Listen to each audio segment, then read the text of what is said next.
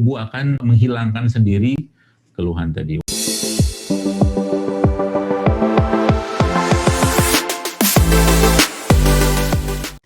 Jadi intinya GERD ini teman-teman semua suatu penyakit lah, saya nyebutnya sih penyakit ketakseimbangan dari asam lambung ya.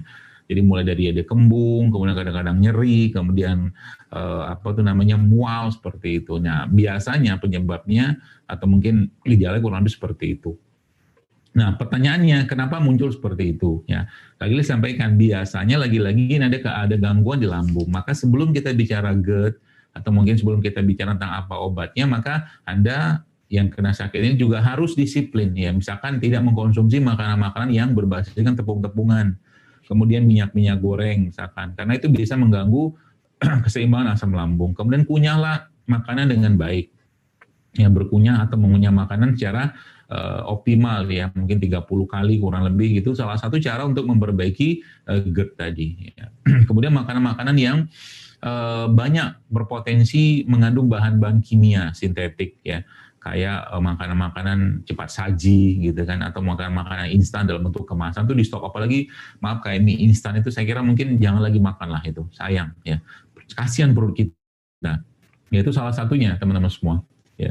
Kemudian kalau bicara tentang pengobatannya ada banyak ya yang bisa kita lakukan. Salah satunya adalah menggunakan herbal terbaik yang Allah jadikan juga minuman penghuni surga, yaitu zanjabil atau jahe. Nah jahe ini nanti tinggal Anda rebus ya, bisa ditambahkan sedikit sama serai ya. Jadi jahe sama serai, kalau mau tambahkan sedikit dengan pandan insya Allah juga bisa. Jadi jahe, pandan, serai itu direbus ya sampai airnya mendidih. Itu kemudian nanti air diminum, tambahkan dengan madu sedikit. Itu juga bisa menjadi pilihan lah, menjadi pilihan.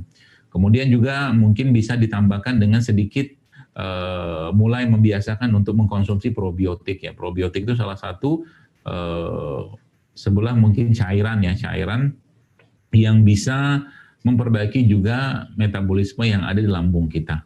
Itu mungkin. Dan yang paling penting adalah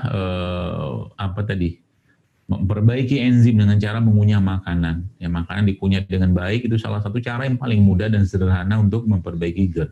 Itu yang saya tahu. Wallahu a'lam.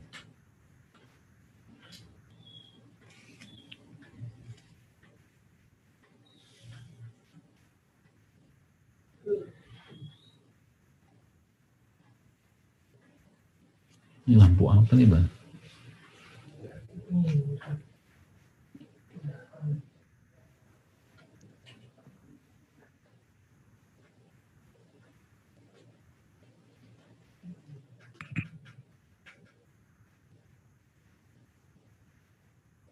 Ya, saya kembalikan lagi pada moderator.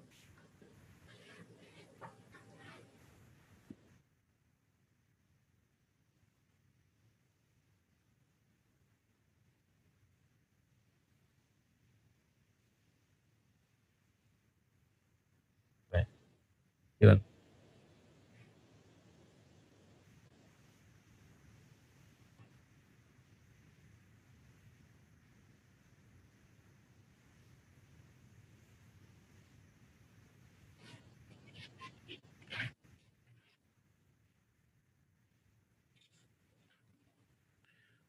Iya, jadi sebenarnya masalah kantong mata itu bukan masalah di lokalnya ya.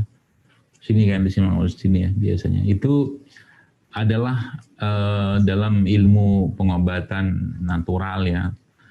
Itu masalahnya adalah di organ ya, masalah di organ. Ada beberapa cara yang kita bisa lakukan baik secara lokal atau mungkin secara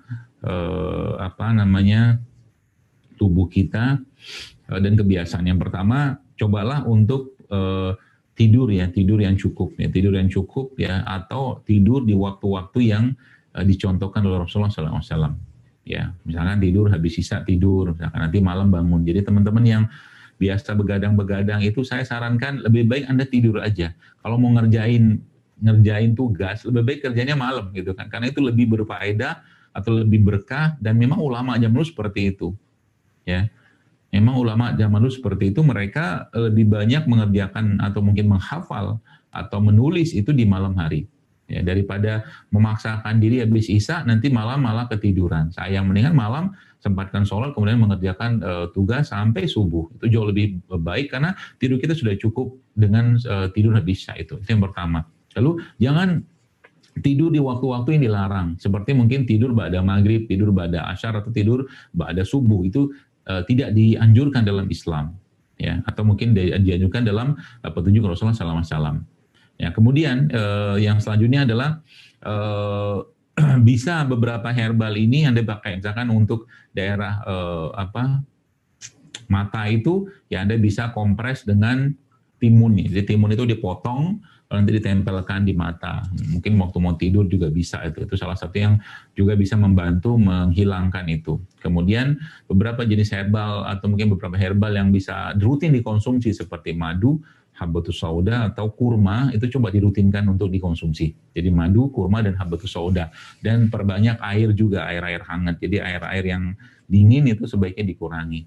Dan tentunya makanan-makanan yang enggak sehat juga dikurangi. Jadi sebenarnya itu tuh tanda. Jadi kantong mata apalagi sampai hitam kayak begitu tuh tanda tidak sehatnya organ yang ada pada dalam tubuh kita atau organ internal, ya. Dan salah satunya itu adalah tadi yang pencernaan juga bermasalah, limpa bermasalah, ginjal juga bermasalah.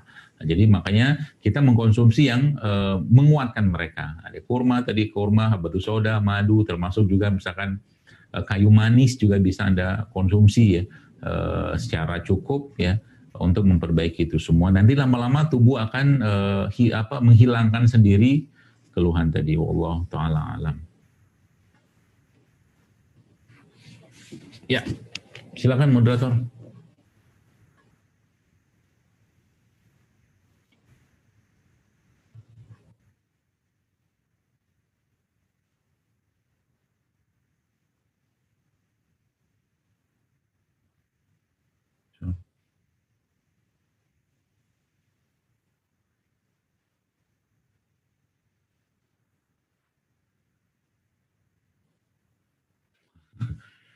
Saya nggak tahu nih arah pertanyaannya seperti apa, karena kalau sering buang air kecil, kalau sering minum ya pasti akan sering buang air kecil.